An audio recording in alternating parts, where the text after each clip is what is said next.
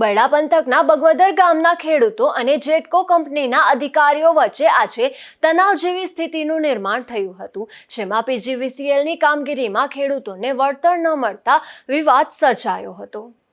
આ બનાવની વિગત એવી છે કે બગવદર ગામે વાડી વિસ્તારમાં રહેતા નાથાભાઈ માંડણભાઈ ગોઢાણીયા તેમજ નાગાભાઈ માંડણભાઈ અને સાજણ કારા સહિતના ખેડૂતો અને જેટકો કંપનીના અધિકારીઓ વચ્ચે તણાવની સ્થિતિ જોવા મળી હતી, જેમાં જેટકો કંપનીના નાયબ એન્જિનિયર જે.એચ. અજોડિયા દ્વારા મીડિયાને એવું જણાવાયું છે કે 66 કેવીની બગવદર પાવર સબસ્ટેશનને લોડ વધારો થતાં સમારકામ દ્વારા મંજૂર થયેલ સ્કીમ મુજબ હયાત રાણાવાવ બગવદર 66 કેવીની લાઇનની એક સાઇડની ખાલી સર્કિટમાં વાયર બાંધવાનું કામ ચાલુ કરાયું હતું, જેમાં 0.5 કિલોમીટર જેટલું વાયરિંગ બાકી રહ્યું છે। બાકીનું કામ થઈ ગયું છે, ત્યારે આજે બગવદર કામ કરવા તેઓ આવ્યા હતા, ત્યારે આ પરિસ્થિતિનું નિર્માણ થયું હતું। મારું નામ જયેશકુમાર સુરેશભાઈ અજોડિયા, જામનગર ગામ નાયબ ઇજનેર તરીકે જેટકોમાં ફરજ બજાવું છું।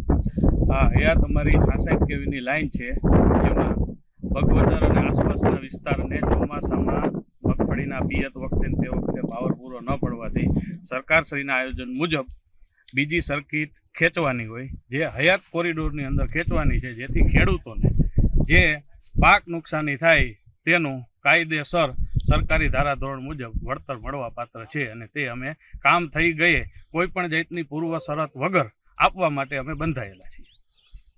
તો ખેડૂત શું કહે છે? ખેડૂતોને વળતરના પ્રશ્ન છે, કોઈને કામ નથી કરવા દેવું, એ ટાઈપના બધાના પોતપોતાના પ્રશ્ન છે।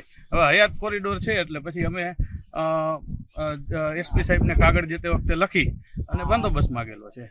આપણે જે કાયદો અને વ્યવસ્થાની જે પરિસ્થિતિ છે એમાં કોઈ જાતનું ઓલું ના આવે એના માટે બંદોબસ્ત માગેલો છે, અને અમને બંદોબસ્ત મળેલો છે, જે અમે કામ કરવા આવ્યા છીએ। અને કાલના દિવસે ખેડૂતોને બધાને અમે આગલે દિવસે જાણ કરી દીધી હતી કે ભાઈ કાલે અમે કામ કરવા આવવાના છીએ। બીજી તરફ ખેડૂતોના જણાવ્યા મુજબ કોઈ પણ જાતના વળતર ચૂકવ્યા વિના આ કામ કરવામાં આવે છે, જે ખેડૂતોને મંજૂર નથી, અને આ બાબત ખેડૂતોએ વાંધો ઉઠાવતા જેટકોના અધિકારીઓએ પોલીસ પ્રોટેક્શન સાથે કામ ચાલુ કર્યું હતું, ત્યારે આ મામલે એડવોકેટ મહેન્દ્રભાઈ ગોઢાણીયાએ વાંધો ઉઠાવ્યો હતો, અને તેમણે જણાવ્યું હતું કે પોલીસ પ્રોટેક્શન નવેમ્બર 2025માં પૂરું થયેલ છે। મારા ખેતરમાં વીજ લાઈન ખોડેલ है, 2001 અમારો ખાતો નોખલ કરેલ है, 2010 માં લાઈન ખોડેલ है, અને 2010 માં લાઈન ખોડ્યા પછી 1 પર રૂપિયો વળતર નથી। આજે શું છે? હજી પાછા અટાણે પાછા વાયર બંધાયા હતા, વાયર બાંધ્યા પછી કે વળતર આપીએ, તો પેલું નતું તો પાછું આપી આપે। બરાબર, તો હવે તમારે શું? હવે વળતર આજે આપે પછી વાયર તારો। ધીરુભાઈ, સિચ્યુએશન કાયદાથી જોઈએ તો ટેલિગ્રાફ એક્ટ પ્રમાણે કોઈ પણ ખેડૂતના ખેતરમાંથી 66 કેવી ભારે વીજળીની લાઈનો કાઢવી હોય તો એમને વળતર આપવું પડે।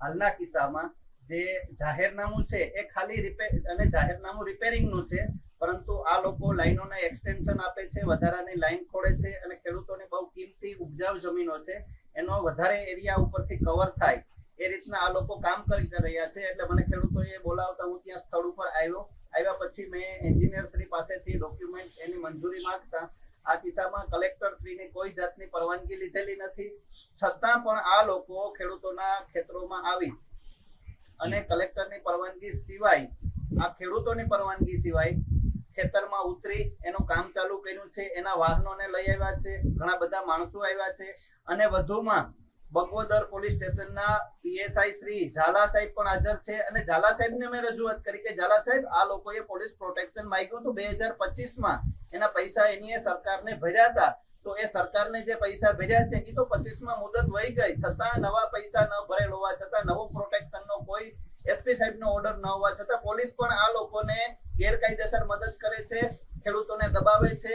એટલે હું ખેડૂતોના મદદ માટે આવ્યો છું, અને જો આ કામ બંધ નહીં કરે અને દાદાગીરી પૂર્વક જો ખેડૂતોના ખેતરમાં લાઈનો નાખશે તો અમે કલેક્ટર શ્રીને હમણાં રજૂઆત કરવાના છે, અને છતાં પણ જો ખેડૂતોને ખોટી રીતના હેરાન કરશે તો ખેડૂતો બધા તૈયારી કરીને બેઠા છે, ગાંધી ચિંધિયા રાહે કલેક્ટર સામે ઉપવાસ ઉપર ઉતરવાની તૈયારી છે।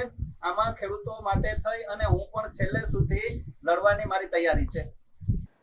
તો આ બાબતમાં બગવદર પોલીસ મથકના પીએસઆઈ આર.એ. ઝાલાએ જણાવ્યું હતું કે જેટકો કંપનીએ 2025માં પોલીસ પ્રોટેક્શનની માંગણી કરી હતી અને જેટકો કંપનીએ પોલીસ પ્રોટેક્શન માટેના 10 દિવસના પૈસા પણ જમા કરાવ્યા છે, જેમાં અગાઉ 2 દિવસ પોલીસ પ્રોટેક્શન આપવામાં આવ્યું હતું, પરંતુ ત્યારબાદ સ્થાનિક ચૂંટણીઓ તેમજ અન્ય કામોમાં પોલીસ વ્યસ્ત હોવાથી તેમના બાકીના 8 દિવસ માટેનું પોલીસ પ્રોટેક્શન આજે આપવામાં આવ્યું હતું અને હજુ પણ જેટકો કંપનીના 6 દિવસ બાકી રહે છે, જેથી પોલીસે નિયમ મુજબ જ પ્રોટેક્શન આપ્યું હતું. આજે આ ઘટનામાં ખેડૂતો અને જેટકોના અધિકારીઓ વચ્ચે તણાવ જેવી સ્થિતિ સર્જાતા 2 ખેડૂતોની પોલીસે અટકાયત કરવાની ફરજ પડી હતી. જોકે ખેડૂતોએ આ મામલે કલેક્ટરને રજૂઆત કરવાની અને આંદોલન કરવાની ચીમકી પણ આપી હતી. ધીરુભાઈ નિમાવત, ગુજરાત ન્યૂઝ, બગવદર.